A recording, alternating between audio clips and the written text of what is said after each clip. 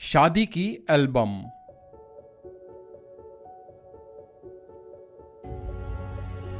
बन गया हूं मशीन, कहीं पिछड़ ना जाऊं, सो भागता रहता हूं। सुबह से शाम और दिन से रात, रात के बाद फिर कब अगला दिन निकल जाता है समझ नहीं पाता हूं। सुबह की दूसरी मेट्रो ट्रेन छूटी नहीं कि समझो एक दिन की आधी सैलरी गई। अपने घर से मेट्रो स्टेशन तक का एक एक गड्ढा मुझे मालूम है, जैसे दुधमुहे बच्चे को मालूम होता है कहां से पीना है उसे दूध। आलम यह है कि कई बार पलकें लंबे समय तक बंद होने पर भी मेरा दुपहिया वाहन झटके नहीं खाता, बल्कि एक कुशल मशीन की भांति हाथ उसके हैंडल को खुद ब खुद मोड़ देते हैं। अनुज अपने पात्र की कहानी यहां तक लिखने के बाद थोड़ा सुस्ताने की कोशिश करता है। अपने कमरे में रखे हर एक सामान पर नजर दौड़ाता है जहां बहुत कुछ नहीं रखा हुआ। सोने के लिए बिना चादर का बिस्तर, अलमारी होते हुए भी जहां तहां फैले कपड़े, किचन के नाम पर एक छोटे सिलेंडर के साथ स्टोव और लिखने के लिए बेतरतीब फैली किताबों वाली एक मेज तथा कुर्सी, जिस पर बैठ अनुज अपनी सुस्ती दूर करने की कोशिश कर रहा है। मेज के एक कोने में रखा मग उठाकर उसमें कॉफी, चीनी और दूध की कुछ बूंदें डालने के बाद एक चम्मच की मदद से उसे बीट करता है।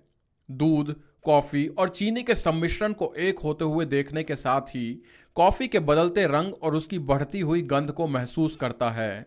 उसके घूमते हुए हाथ अचानक रुक जाते हैं और वो मग एक तरफ रखकर अपने लैपटॉप पर एक बार फिर तेजी से उंगलियां चलाने लगता है।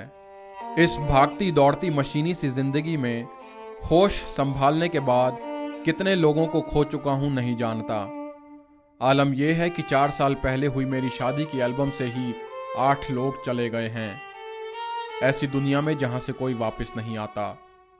हकीकत यह है कि इस एल्बम का कारण बने हम 2 लोगों में से भी एक अब इस दुनिया में नहीं है। एल्बम का दूल्हा यानी मैं तो जीवित हूं, लेकिन दुल्हन यानी मेरी धर्मपत्नी नहीं। रेड लाइट होने पर भी कोई तेजी से गाड़ी दौड़ाता हुआ माधवी को कुचल गया था और उसने वहीं बीच सड़क में दम तोड़ दिया था। गाड़ी पहचानी गई थी और उसे चलाने वाला भी। केस चल रहा है, तारीख पर तारीख। खूनी ऊंचे ओहदे का है, न्याय की उम्मीद लगाए सुप्रीम कोर्ट पर भरोसा कर रहा हूं। उस दिन के बाद से डर हमेशा सताता रहता है, अपनों को खोने का।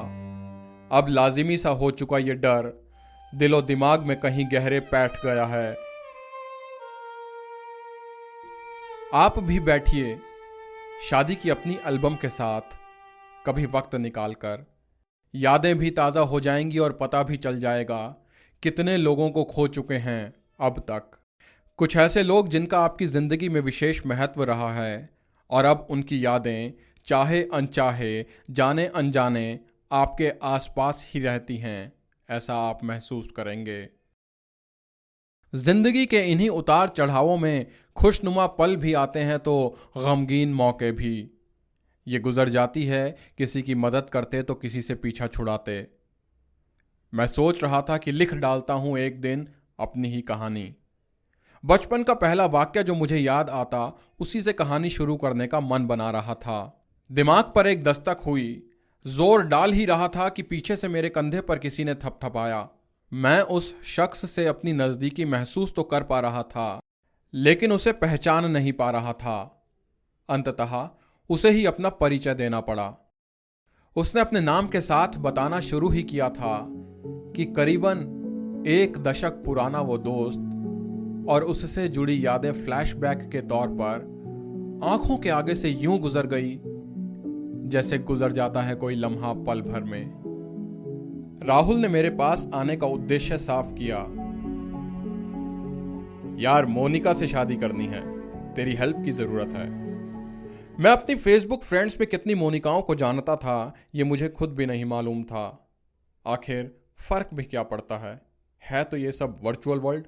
जब फेसबुक में फ्रेंड्स लिस्ट छांटी तो उसमें 3 मोनिकाएं थी, जिनमें से 2 इंस्टाग्राम पर थी और एक मोनिका का तो मेरे पास व्हाट्सएप नंबर भी था। मैंने लैपटॉप की स्क्रीन पर तीनों मोनिकाओं की प्रोफाइल दिखाते हुए पूछा, बता किससे करेगा शादी? अभी बात करता हूं। उसने मेरी बातों को नजरअंदाज किया और सर्च के ऑप्शन में जिस मोनिका का प्रोफाइल मुझे दिखाते हुए बोला, इससे तो मैं भौंचक्क रह गया। एक पल को तो मुझे ऐसा लगा मानो मैंने बादलों से घिरे आसमान में गुनगुनी धूप सी देख ली हो। एक बार फिर गौर से देखने के बाद मैं हैरानी से बोला, मोनिका अवस्थी? उसने भी दोहराया, हाँ मोनिका अवस्थी। मैंने कहा, वही नकचड़ी जिसकी कॉपी 4 सालों में कभी भी पूरी नहीं हुई थी, वही मोनिका जिसने तेरे 20 रुपए और मेरा लंच का डिब्बा 4 सालों तक कभी नहीं लौटाए। राहुल बोला, अबे मैं लिंक में हूं, अब वो ऐसी नहीं है। तू भी कैसी बातें कर रहा है यार, वो बचपन के दिन थे। बचपन भी क्या, लड़कपन कह लो। भाई we are dating each other. मैं ठिठका और बोला, हाँ बदल ही गई होगी, हम भी तो अब वैसे नहीं रहे। पहले हम चिकने हुआ करते थे और अब हमारी दाढ़ी मूछें आ गई हैं। पहले हम बाप के पैसों पर ऐश करते थे और अब खुद के पैसों से जिम्मेदारियां पूरी करते हैं। और देख, मतलब के सिवाय तो अब हम किसी से मिलते भी नहीं है ना। राहुल ने कहा, अबे मैं अगर बरसों बाद मिल रहा हूं तो तूने भी तो कोशिश नहीं की, तू ही मिल लेता कभी। मगर नहीं, आप क्यों मिलेंगे? भला भगवान थोड़े ना आएंगे अपने भक्तों के पास, भक्तों को ही जाना पड़ेगा भगवान से आशीर्वाद लेने। चल छोड़, गिले शिकवे किसी दिन बोतल के साथ बैठकर दूर कर लेंगे। अभी तो तू बस मेरा काम करवा दे। बता क्या करना है? मैंने पूछा तो राहुल बोला, समझ तो तू गया ही है, मोनिका अवस्थी से शादी करनी है मैंने। लड़की तैयार है, उसके घर वाले नहीं और ना ही मेरे। मैं हल्की सी मुस्कान के साथ बोला, अबे तो मैं मोनिका का बाप बन जाऊं या तेरी मां? राहुल बोला, तू अभी भी वैसा ही बोड़म है यार, तुझे हर बात साफ साफ ही बतानी पड़ेगी। अबे बड़ा हो गया है, कुछ हरकतें तो बड़ों वाली भी कर ले यार। मैंने उसकी इस बात का मतलब पूछा तो कहने लगा, यार अपना दिमाग भी तो लगाया कर, कुछ तो अपने आप ही समझ जा। मेरे फिर भी ना समझने पर राहुल बोला, देख हम कोर्ट मैरिज कर रहे हैं, तू विटनेस बनेगा। मैं ये सुनकर सन्न रह गया। मैं वाकई कुछ नहीं समझा था। मैंने खुद को संभालते हुए कहा, मैं अभी भी वैसा ही हूं भाई, फटती है मेरी इन सब कामों से। तुझसे तो कुछ छिपा नहीं है, तू तो जानता ही है कि मैं क्लास में टीचर के सामने खड़ा नहीं हो पाता था, तो गवाही देने के लिए जज के सामने कैसे खड़ा हो जाऊंगा। इतना सुनते ही राहुल मुझे थैंक यू कहकर जाने लगा। मैं उसका दिल वाकई नहीं तोड़ना चाहता था। कोर्ट में शादी आसानी से की तो जा सकती है, लेकिन इससे राहुल और मोनिका दोनों के घर वालों पर क्या गुजरेगी इसका अंदाजा शायद उन्हें ना हो, लेकिन मुझे बखूबी था। मैं उसे बहलाने का कोई बहाना ढूंढने की जुगत कर रहा था, लेकिन तब तक वो कमरे के दरवाजे तक पहुंच गया। मैंने उसे आवाज लगाई तो वो ठिठका और रुक गया। इस स्थिति में वो मेरे समझाने से भी नहीं समझता, ये भी मुझे अच्छी तरह ज्ञात था, पर मैंने भी अपनी कोशिश जारी रखी। मैं उसे समझाने की कोई तरकीब भिड़ाने लगा। मैं मंथन कर ही रहा था कि महसूस हुआ दिमाग ठहरे हुए पानी पर जमी काई की तरह हो चुका है, जिसे बाहर से देखने पर सिर्फ काई ही नजर आती थी, पानी नहीं। तभी मेरा ध्यान लैपटॉप की स्क्रीन पर गया, जिस पर मेरी कहानी की आखिरी पंक्तियां लिखी हुई थी। शादी के एल्बम के बारे में शायद जिक्र हो रहा था। राहुल जब काफी देर तक सोच विचार कर मेरी तरफ मुड़ा तो मेरे मुंह से शब्द निकले, शादी की एल्बम। राहुल तुरंत अपने पहले वाले मूड में आया और बोला, शादी की एल्बम से क्या मतलब? मैंने कहा, हाँ शादी की एल्बम बनवाओगे तो सभी रिश्तेदारों की जरूरत होगी, या फिर कोर्ट मैरिज करोगे तो लड़के और लड़की की फोटो से ही काम चल जाएगा। उसने कहा, मैं कुछ समझा नहीं। अब तक मैं काफी कुछ सोच चुका था। फिर मैंने उसे समझाने का प्रयास करते हुए कहा कि हाँ भाई, शादी की एल्बम। उसने कहा, भाई तू कैसी बहकी बहकी बातें कर रहा है? देख, शादी की एल्बम तो तब बनेगी ना जब हम अरेंज मैरिज करेंगे। अब बारी मेरी थी। मैंने कहा, हाँ तो कोशिश कर कि तेरी भी शादी की एल्बम बने।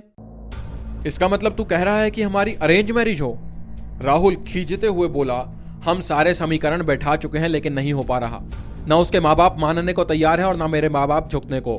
इकलौता लौंडा जो ठहरा, दोनों ही परिवार दुनिया और समाज की दुहाइयां दे रहे हैं। तू ही बता अब हम क्या करें?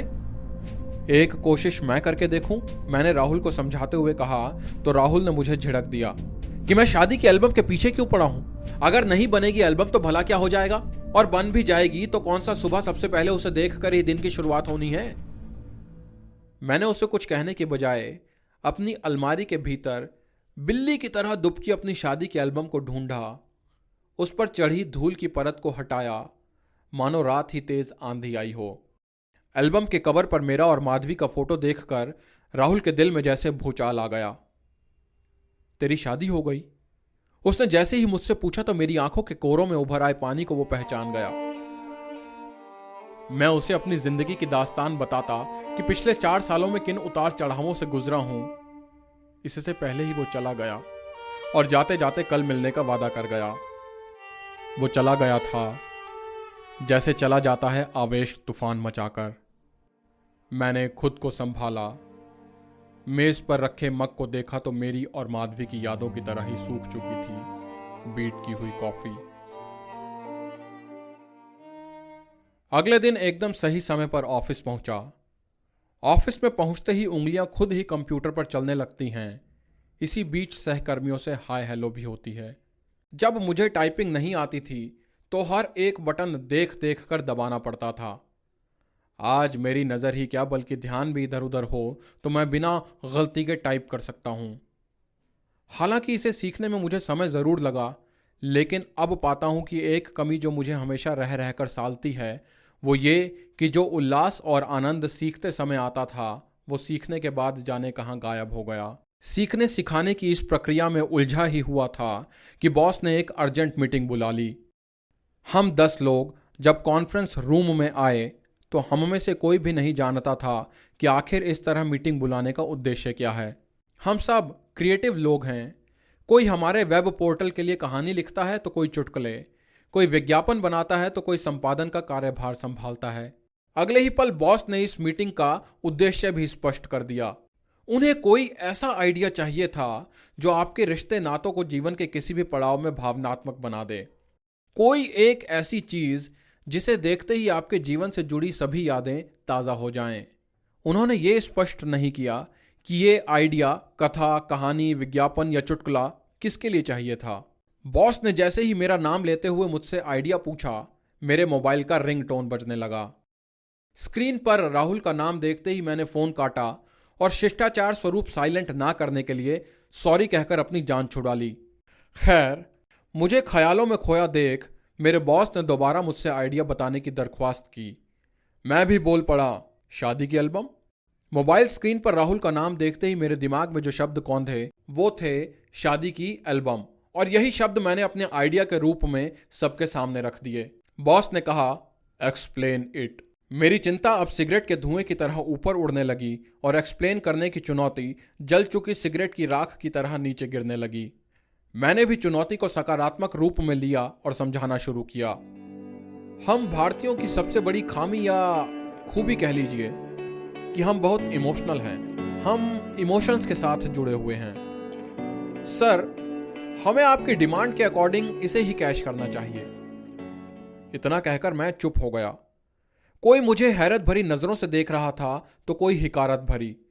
बॉस के हाव भाव से साफ जाहिर था कि उन्हें मेरा सुझाव समझ नहीं आया। उन्होंने मुझसे इस संबंध में और जानकारी मांगी तो एक प्रश्न मैंने भी उनके सामने रख दिया कि सर, आपने अपनी शादी की एल्बम आखिरी बार कब देखी थी? उन्होंने दिमाग पर बहुत जोर डालते हुए कहा, यही कोई 5 साल पहले।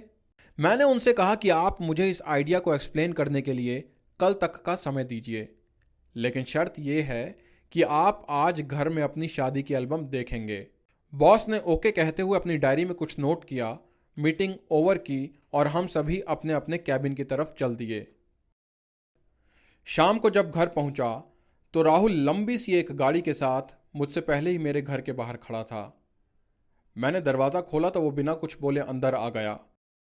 मैंने ज़रूर हाय हेलो की, लेकिन वो मानो मेरा निर्णय जानने के लिए आतुर था। मैंने भी मौके की नज़ाकत को भांपते हुए उसके सामने ही अपनी शादी की एल्बम को एक बार फिर झाड़ा, ये कहते हुए कि कल तुम्हारे सामने ही इसे साफ किया था, लेकिन देखो आज फिर कितनी धूल जम गई है इस पर। इसी तरह हमारी यादों के काफिले भी धूल के गुब्बार में घिर जाते हैं। हमें समय समय पर उसे साफ करते रहने की जरूरत होती है।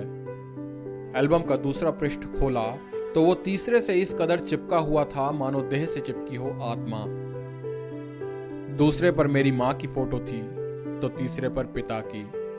दोनों ही अब इस दुनिया में नहीं थे। राहुल चुपचाप बैठकर मेरी भावनाओं की कद्र कर रहा था और मैं मशगूल था उसे अपनी एल्बम के पेज पलटकर सारी जानकारी देने में। करीब 1 घंटे में ही मैंने राहुल को अपनी पूरी एल्बम दिखा दी। ये जानकारी उसने ही मुझे दी थी कि इस एल्बम में जिनकी फोटो हैं उनमें से 8 लोग इस दुनिया से विदा ले चुके हैं। मैंने भी इसी को मुद्दा बनाते हुए कहा कि देख, जो आया है इस दुनिया में उसे जाना तो है ही, लेकिन एल्बम के सहारे कितनी अटूट यादें वो हमें दे जाता है। अगर ये एल्बम ना होती तो शायद उनके साथ बिताए हसीन पल भी यादगार निशानी के रूप में उभर कर ना आ पाते। राहुल समझ गया था। मुझे उसे और कुछ कहने की जरूरत नहीं पड़ी। वो भावुक होते हुए बोला, थैंक यू यार, हम बहुत बड़ी गलती करने जा रहे थे। मोनिका और मैं शादी तो करेंगे, लेकिन अपने घर वालों की सहमति से ही, क्योंकि शादी की एल्बम हमें भी बनवानी है। इतना कहकर उसने मुझे गले लगाया और चला गया। मैं समझ गया कि शायद मैंने कोई अच्छा काम किया है। दरअसल हम तो निमित्त मात्र ही हैं इस दुनिया में। हम कुछ नहीं करते, वो जो करवाता है हम वही करते हैं। बहरहाल मेरे जीवन में पिछले 2 दिनों में जो 2 मोड़ आए थे, उनमें से एक को मैंने सकुशल पार कर लिया था और दूसरे को अगले दिन मुझे करना था। मैं उसके लिए भी तैयार था। अगले दिन ठीक समय पर ऑफिस पहुंचा तो बॉस पहले से ही आए हुए थे। ऐसा अमूमन बहुत कम होता है, खासकर किसी विशेष मौके पर। मैं कुछ समझने की कोशिश करता, इससे पहले ही अनिल ने मुझे कहा, बॉस ने आपको अपने केबिन में बुलाया है। मैं अपना सिस्टम लॉगिन करने से पहले बॉस के सामने कुर्सी पर बैठा था। वो अपनी कुर्सी से उठकर मेरी कुर्सी के पास आए, मुझे खड़ा किया और गले से लगा लिया। मैं कुछ समझ पाता, इससे पहले ही वो मुझे थैंक यू कहते हुए बोले, शादी की एल्बम में शामिल नाते रिश्तेदारों में से 20 नहीं रहे और 8 से हमारी बोलचाल बंद हो गई, जो बरसों बाद कल रात ही शुरू हुई। पिछले 5 सालों में मुझे इसका अंदाजा ही नहीं था। जिंदगी की भागदौड़ में हम भूल जाते हैं उन्हें जिन्होंने हमें अपने पैरों पर खड़ा किया। जैसे हम दिए को देर तक जलाने के लिए उसमें तेल तो कम नहीं होने देते, लेकिन उसकी बाती की तरफ हमारा ध्यान ही नहीं जाता। यही वो आइडिया है जिसकी मुझे तलाश थी और जो क्लिक भी करेगा। उस दिन शादी की एल्बम ने मुझे भी प्रमोशन दिला दिया। यकीनन आपको भी एक लंबा अरसा हो गया है अपनी शादी की एल्बम देखे हुए। इस कहानी को बीच में छोड़कर ही उठिए, खोजिए एल्बम अपनी शादी की, बिठाइए अपने बीवी बच्चों, माँ बाप और हो सके तो ज़्यादा से ज़्यादा रिश्तेदारों को। फिर एल्बम के बहाने महसूस कीजिए रिश्तों की गर्माहट। आप पाएंगे कि कोई आपको छोड़कर नहीं गया है, बल्कि उनकी यादों की अमिट छाप अभी भी आपके जहन में ताज़ा है। अगली कहानी आपको लिखनी है। शादी की एल्बम देखने के बाद उतार दीजिए अपने भावों को कोरे कागज पर। सॉरी, अब आपके और एल्बम के बीच में ज़्यादा समय नहीं लेना चाहता। आपको मुबारक हो आपकी शादी की एल्बम।